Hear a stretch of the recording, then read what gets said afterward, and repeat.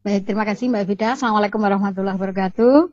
Waalaikumsalam Waalaikumsalam warahmatullahi warahmatullahi wabarakatuh. wabarakatuh. Baik, yang saya hormati Bapak Profesor Dr. Maryaini MPD sebagai Ketua HISKI Komisariat Malang, serta Bapak Profesor Dr. Joko Saryono MPD. Kemudian juga segenap panitia webinar dari teman-teman Lembaga Kebudayaan UMM, juga Fakultas ini ya FKIP dan Prodi PBI. Baik, juga yang saya hormati teman-teman, terima kasih yang sudah bergabung dalam webinar ini. Jadi alhamdulillah, terima kasih, ini suatu kehormatan saya diberi kesempatan untuk berbincang-bincang dengan suhu-suhu saya, guru-guru saya di sini. Nah, maka apa yang saya sampaikan ini juga karena terkait dengan memang bidang terakhir yang saya tekuni, yaitu lebih banyak ke media pembelajaran. Asesmen nanti baru, asesmen saya juga sebenarnya ke sana. Nah, karena itu produk-produk buku saya kebanyakan juga memang itu Mbak Vida ya, kaitannya dengan asesmen, dengan media pembelajaran dan sebagainya gitu. Baik, topik yang diberikan ke saya adalah transformasi strategi dan media pembelajaran sastra. Saya beri sedikit pengantar bahwa pandemi ini mampu berdampak di berbagai sektor, terutama juga di dalam bidang pendidikan yang katanya memporak-perandakan semuanya ya. Jadi kita itu tanda petik dipaksa bertransformasi, ya, beradaptasi secara drastis. Jadi betul-betul drastis itu ya. Jadi dari temu muka di sekolah tiap hari begitu, tiba-tiba dalam waktu yang singkat harus di rumah. Jadi ini merupakan transformasi yang luar biasa, ya. Nah, oleh karena itu terjadilah namanya ada cultural shock nih ya. Ini corona shock gitu ya, guru-guru, baik gurunya maupun siswanya. Jadi seperti itu. Jadi guru bahasa itu juga termasuk guru sastra, karena ya sastra menyatu dengan bahasa itu juga bertransformasi ya, melalui strategi media pembelajaran tadi yang semula memang bertemu dengan siswa, pembelajaran dengan siswa ya di kelas, tiba-tiba harus di rumah gitu. Nah, mengenai pelaksanaan pembelajaran daring di pemerintah itu sebenarnya sudah mengeluarkan edaran Menteri Pendidikan Kebudayaan ini ya, nomor 4 tahun 2020 tentang pelaksanaan kebijakan pendidikan dalam masa darurat penyebaran coronavirus ini ya, dari COVID-19. Sebenarnya kalau kita lihat di sana sudah ada rambu-rambunya. Ini satu aja saya petik ini, bahwa dalam pembelajaran itu harus ini belajar yang bermakna tanpa terbebani tuntutan menuntaskan seluruh capaian kurikulum sebenarnya. Sudah begitu ya. Terus juga belajar dari rumah dapat difokuskan pada pendidikan kecakapan hidup. Tadi Bu Umi juga sudah bercerita tentang ini kecakapan hidup. Jadi arahnya sebenarnya harus ke sana, termasuk ke pembelajaran sastra, gitu ya. Kemudian pembelajaran itu harus bervariasi antar siswa. Kalau kita biasa di sekolah tugas sama, klasikal ya sama. Tetapi dengan adanya pandemi ini kita justru bisa membuat tugas yang berbeda-beda antar siswa, ya. Nah, kemudian juga sesuai dengan minatnya, ya. Dan juga diberi umpan balik yang sifatnya kualitatif. Nah, sebenarnya itu sudah diatur dalam edaran itu. Sebenarnya seperti itu. Tuntutannya sebenarnya tidak berat kalau mengikuti ini. Tapi ya karena ini masa-masa ini ya transformasi, jadi menimbulkan kebingungan untuk semuanya. Nah, oleh karena itu muncullah beberapa problem berkaitan dengan pembelajaran daring ini, termasuk dalam pembelajaran sastra. Pertama tentu jaringan. Baik jaringan antara individu atau daerah tertentu. Memang kadang ada yang jaringannya itu memang tidak bisa ya, siswa tidak bisa ikut. Tapi kalau siswa kebanyakan kan masih dekat ya. Kalau mahasiswa ini sering menjadi masalah ya untuk jaringan. Tapi alasannya saja ada nih. Jaringan ini macam-macam lah gitu ya. Kemudian kedua, kesulitan siswa mengikuti cara belajar di rumah. Ya. Jadi biasanya itu di sekolah ya ada gurunya. Ya, ada gurunya. Nah, tiba-tiba tidak ada gurunya. Dia harus belajar di situ, harus belajar mandiri. Ya, kalau orang tuanya bisa membantu, kalau tidak, itu menjadi kesulitan tersendiri. Jadi, suasana menjadi kurang kondusif karena tanpa ada pendamping. Yang biasanya di situ adalah guru. Keluarga belum tentu bisa membantu, gitu. Nah, kemudian juga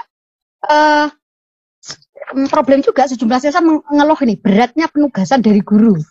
Ini saya baca di beberapa media itu ya, misalnya ada guru menugaskan siswa membuat film pendek dengan waktu 2 hari dan harus diunggah dengan minimal mendapatkan 200 like. Udah tidak logis kan? Ya. Ada orang tua mengeluhkan anaknya yang masih kecil setiap hari mendapatkan 40-50 soal yang harus dikumpulkan. Ya. Dan kemudian ada yang mengaku mengerjakan soal terus-menerus mulai jam 7 pagi sampai jam 5 sore. Artinya awal-awal ini begitu kasusnya demikian berat gitu ya. Nah, kemudian yang terakhir adalah sekolah atau spesifiknya adalah guru sebagian belum siap melakukan kegiatan pembelajaran secara online. Karena jelas karena selama ini kan pembelajarannya dengan tatap muka. Lah tiba-tiba begitu corona datang, ya, yang tadinya memang tidak merasa tidak membutuhkan itu. Nah, sekarang begitu akhirnya tidak jalan. Nah, akhirnya tidak jalan. Jadi sekolah atau guru belum itu.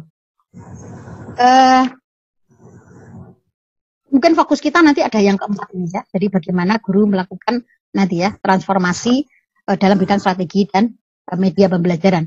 Nah, baik sedikit ke sastra ya, ke pembelajaran sastra. Sebenarnya pembelajaran sastra itu sudah menjadi masalah meskipun pandemi belum datang. Sudah menjadi masalah. Ya mengapa? Karena sastra hanya salah satu aspek aja dalam pembelajaran bahasa. Ya, jadi dianggap bagian kecil aja dari situ. Dan kalau kita lihat di kurikulumnya, kalau kita baca KD-nya, kebanyakan itu ya membahas tentang materinya, apa itu cerpen, apa itu struktur cerpen, bagaimana ciri bahasa dalam cerpen. Dan kalau kita baca gitu ya. Tetapi kalau kita tadi mengikuti Pak Sudibyo tadi sebagai guru, hebat kalau itu ya. Itu misalnya tadi ada kegiatan membaca puisi di puisi-puisi karya dari luar negeri, kan tidak ada sama DKD ya. Nah, kegiatannya kan termasuk ya. Tapi tidak semua guru juga melakukan itu. Nah, juga di kurikulum ini kurikulum 2013 melakukan reduksi secara besar-besaran terkait dengan jenis teks sastra. Itu banyak berapa jenis sebenarnya yang dibahas, SMP apa saja, di SMA apa saja. Jadi mereduksi secara besar-besaran itu. Juga mungkin beberapa guru kurang menguasai tentang ilmu sastranya. Sehingga akhirnya yang diterangkan ya terbatas, ikuti KD-nya, ini selesai sudah. Kalau gurunya semua seperti Pak Debyo ya pintar semua cinta ya dengan sastra gitu tadi. Gitu.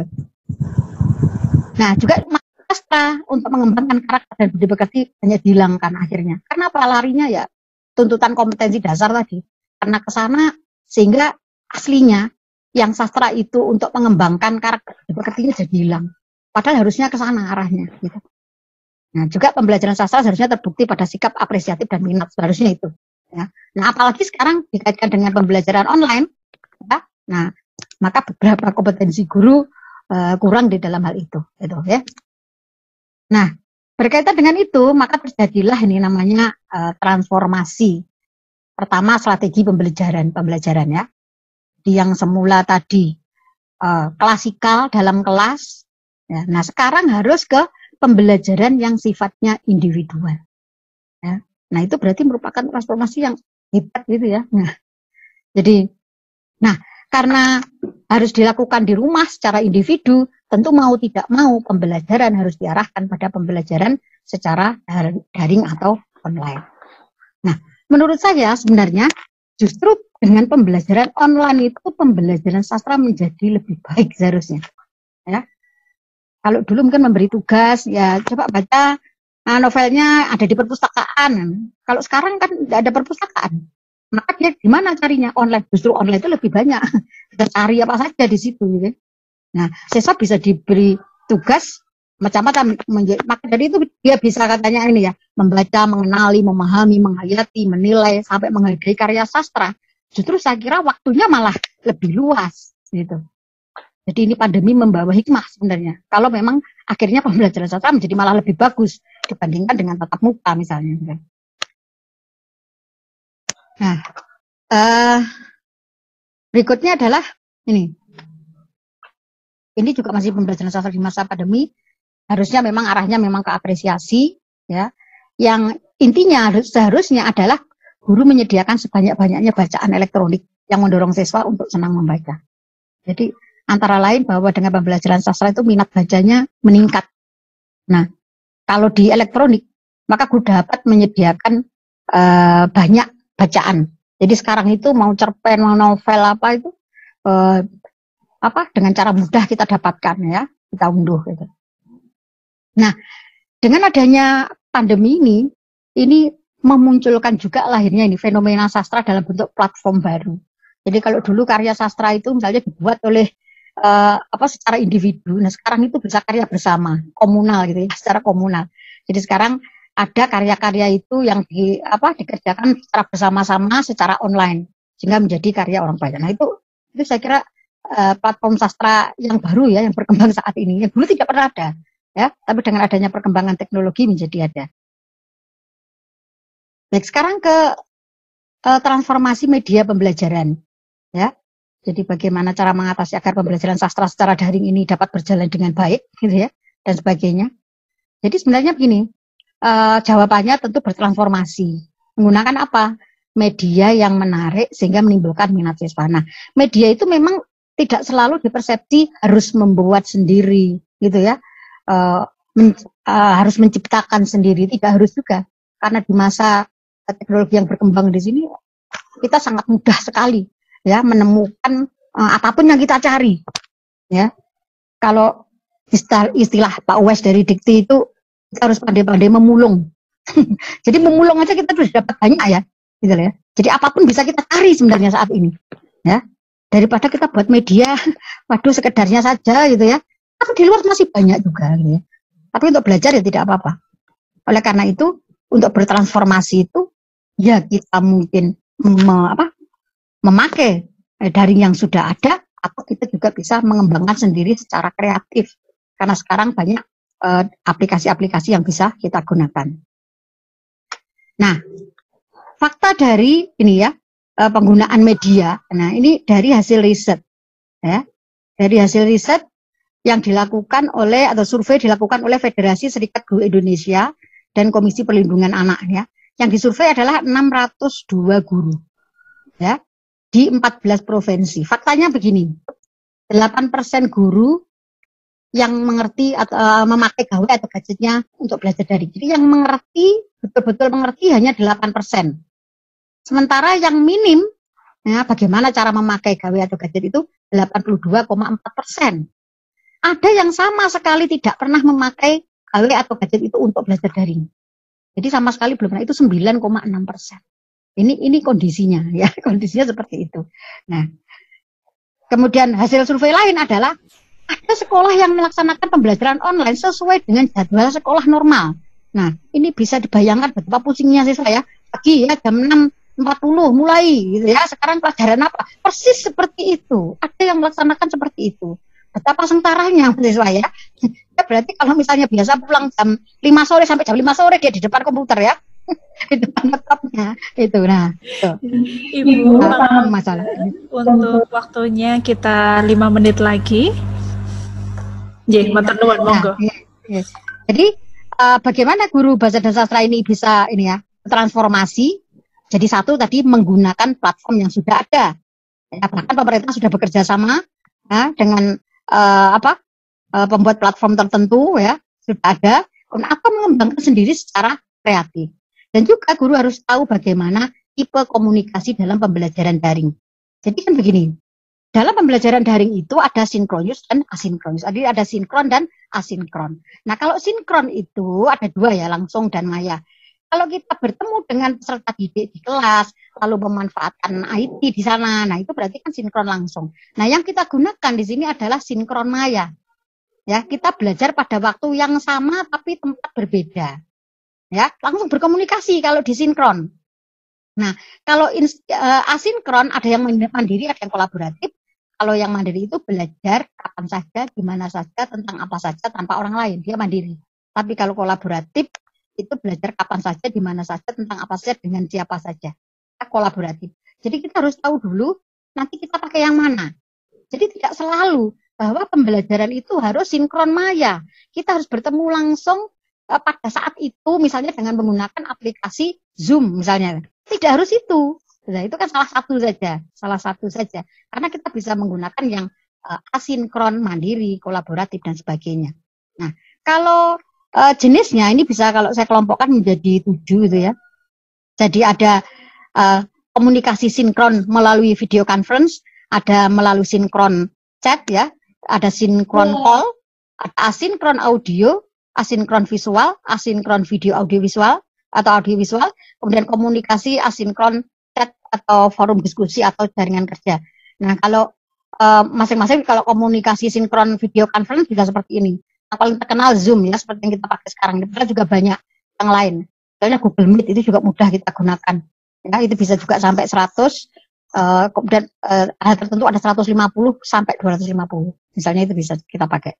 Kemudian kalau chat misalnya, kalau kita, sekolah memiliki LMS misalnya memakai Moodle, nah itu ada aplikasi chattingnya ya, chat. Atau bisa juga melalui WA chat, Line chat ya, dan sebagainya. Kemudian kalau komunikasi sinkron call, jadi ini memang dengan cara telepon. Nah, telepon model sekarang itu kan ada call group ya, ada call group.